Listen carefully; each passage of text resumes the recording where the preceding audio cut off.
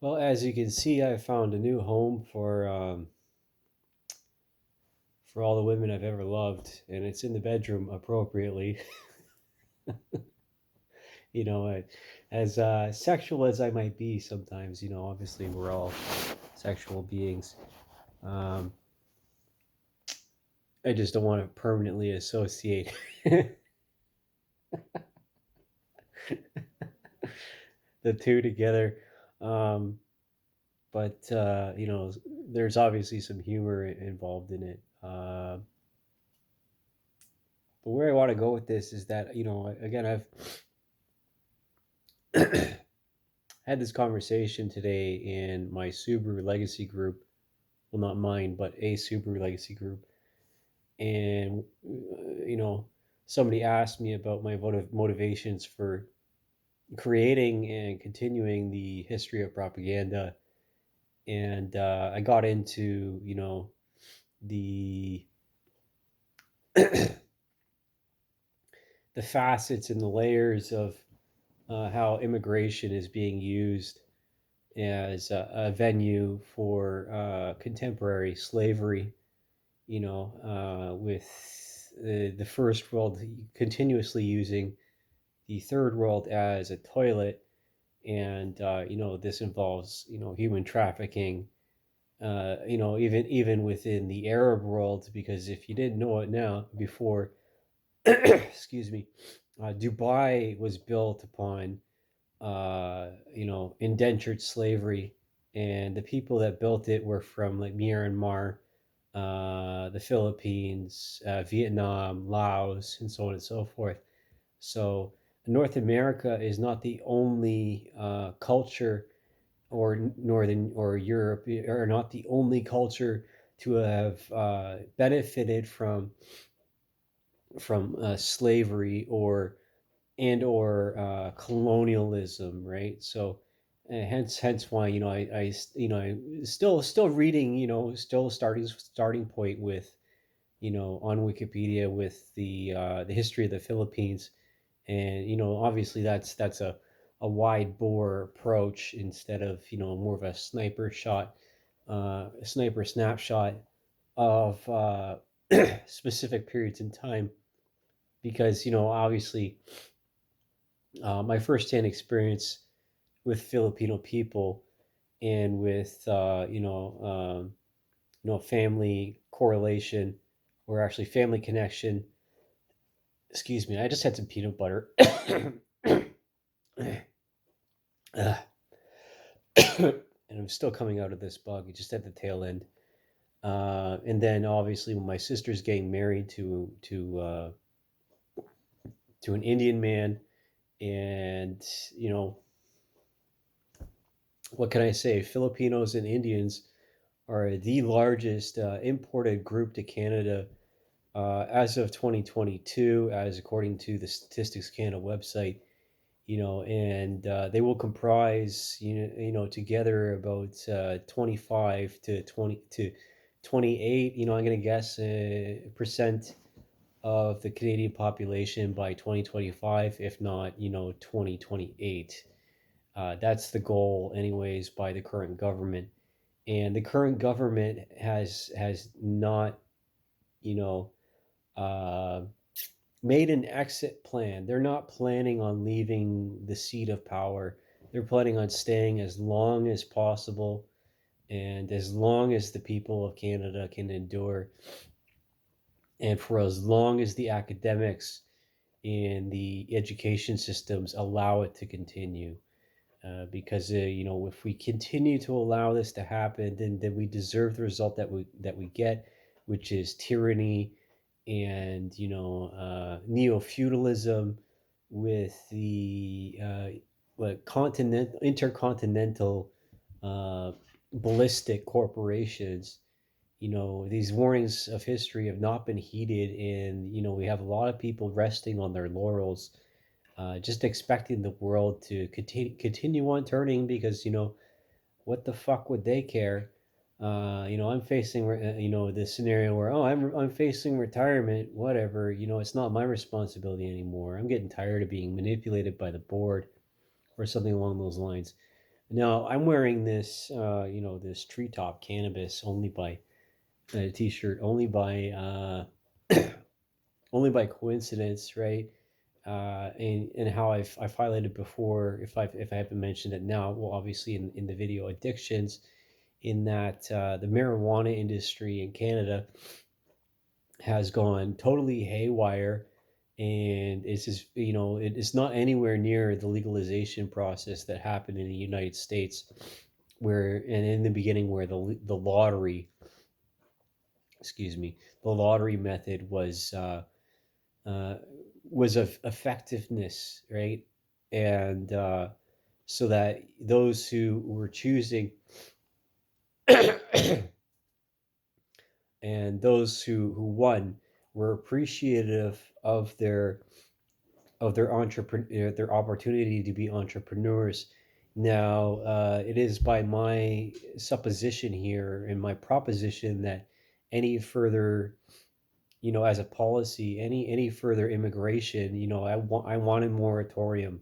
I want to stop this. I want Canada to go through a period of isolationism, and for us to reorganize our priorities, because we have a lot of infrastructural problems, right? And the influx after 2016 encouraged, in order to destabilize the very identity of Canadian people, encouraged by the education institutions, thereafter, and condoned by complacency and incompetence of the people within positions of power, resting upon their laurels, since the turn of the century, basically after 9/11, with this shock doctrine, okay?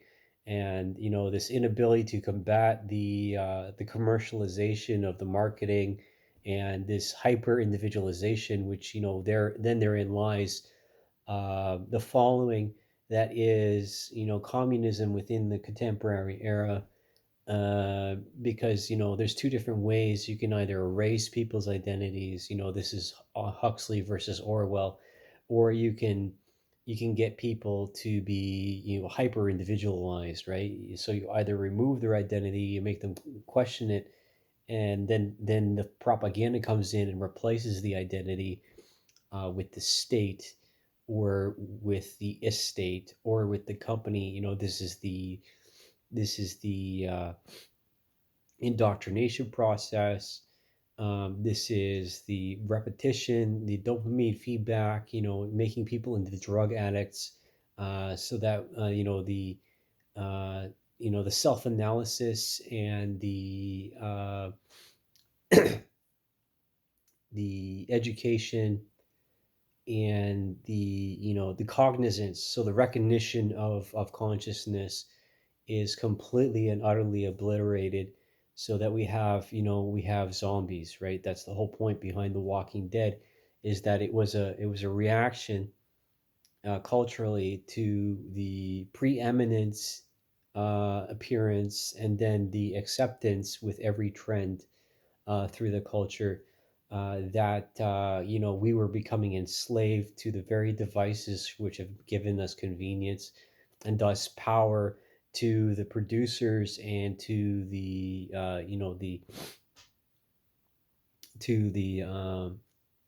broadcasters, basically, the media organizations that didn't have the same precedent beforehand, or the same reach, because of print media and the television, and because of the limitations behind technology, before 2007. Naturally, also this has to include, high speed modems, and then pirating, then streaming services, and then the degradation of the quality that has been attempting to retain the attention of the viewers, um, not having any concern for the quality or the content, and allowing further degradation and degeneracy of our cultural fabric altogether. This is the propaganda of our era. and hence why I'm revisiting it. Because there's a lot of propaganda that is favorable to immigration, but my resistance, even though my personal connection to these groups from elsewhere in the world, wanting to come to Canada to escape either inbreeding, power structure, persecution, um, arranged marriages, trying to escape stupid people, violence, the push factors involved in the decisions, economic factors, right? Trying to usurp their pre-existing dominant structures, in which let's see, caste systems exist, which have existed in different cultures for hundreds of years, if not thousands. Just trying to, and then also, the after effects, the fallout of colonialism, and the sentiments and sentimentalities of the mentality, um, which includes the actions thereafter the thought, right? First an action, so first a thought, then an action, and then an interaction with not only the source material that caused, a bit of a feedback loop here, not only the interaction with the source material, but also the culture at large for which we all contribute to, because this is the age of interaction, right? Isolation is used as a means to silence, uh, not, and then that also implicates self censorship.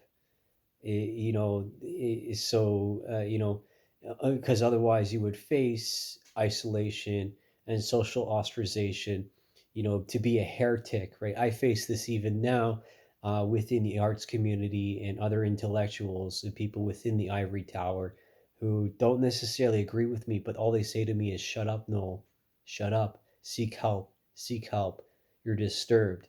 And they're allowed their opinion, but frankly, fuck you. I am not disturbed. I am very much grounded, even in my poverty here. I have nothing to prove. I have everything to gain. And I'm not asking for money. I'm not asking for, um, well, actually, I am asking for money, but only for the basic needs, so that I could have my car and have, be able to have, you know, a right to work, a right to, or fulfill my right to work, my right to a living wage, fulfill my right to support my family and to have a family. Because how am I any different than any other person that comes here and gets favorable treatment, or gets favorable deals in the real estate market, and gets a leg up, and gets um, a selective process which eliminates the very people who which have been here for hundreds of years and have native blood within them. Because this is the reality. The great replacement is not a theory, it's a reality. People don't we don't want to confront that we've been taken, but that's the nature of the propaganda, is the fact that it hijacks the very nature of our being and our thought processes. And I'm gonna keep making these videos, and I'll put this in as, say, a recap, if not preface in the third volume, to say, talking about the Philippines, because the history of their battles, and their ritualized warfare, and the external influence upon the island nation itself, including from China, Taiwan, Southeast Asia, India, even Pakistan, um, and then the Spaniards. Okay, so there's a great flux of not only mentality but also religion, and then it also being a theater of war for the Ottoman, Habsburg disaster. There's a lot of different reasons to examine their history, to draw parallels, to what's happening in Canada right now, because when we allow incompetent and we allow arrogant people to be in charge, then we get what we deserve. That's it. We get what we deserve. And I keep saying it. It doesn't become any less true or any less valid. The more that I say it, what's the quote? It's too much liberalism always leads to slavery, no matter what. And humanity is not as smart as we think it is as a collective. And we as people, individually, we're not as smart as we think we are.